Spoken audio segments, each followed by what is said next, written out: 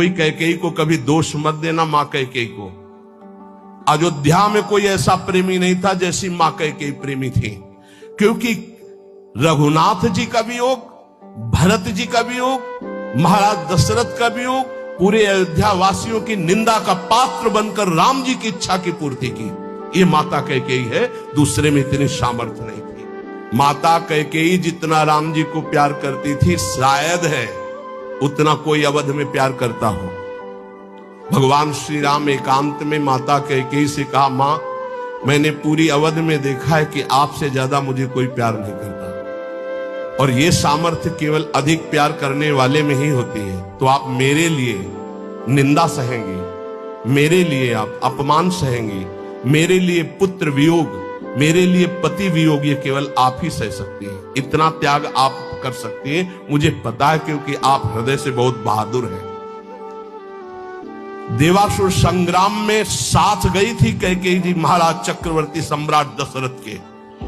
भगवान राम जी इसीलिए कह रहे कि आपका हृदय वीर रस से भरा हुआ है, आप सह सकती हो मां, बस एक मेरी इच्छा है। तो उन्होंने कहा, हे राम तुम्हारे लिए अभी प्राण त्याग सकती हूं, तुम्हारे लिए सब कुछ त्याग सकती हूं। तो उनका आपको बस जिसलिए मेरा अवतार हुआ, मैं संतों के सुख के लिए अवतरित हुआ हूं, मैं अवध का राजा अभी नहीं बनूंगा, अभी आपको मुझे वनवास भेजना ही होगा।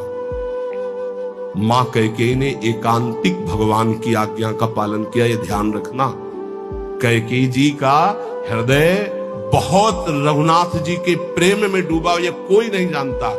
सर्वश्रेष्ठ प्रेम मां कैकेयी का, जिन्होंने अपना अपमान सहा, निंदा सहा, लेकिन राम जी की इच्छा की पूर्ति की। ये अंदर की बात कह रहा हूं। भरत जी ने कभी मां नहीं कहा।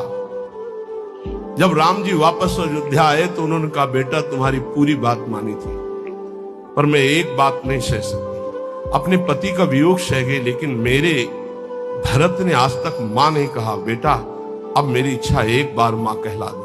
तो राम जी जा रहे थे, भरत जी को सूचना मिली कि राम जी एक कहलाने के लिए आ रहे हैं। उनकी जो दशा हुई वो देखकर भगवान वापस हो गए कि ऐसा नहीं, एक बार भी मान। इतना कष्ट सहा माता कैकेयी ने, लेकिन राम जी की इच्छा का पालन किया। ध्यान रखना।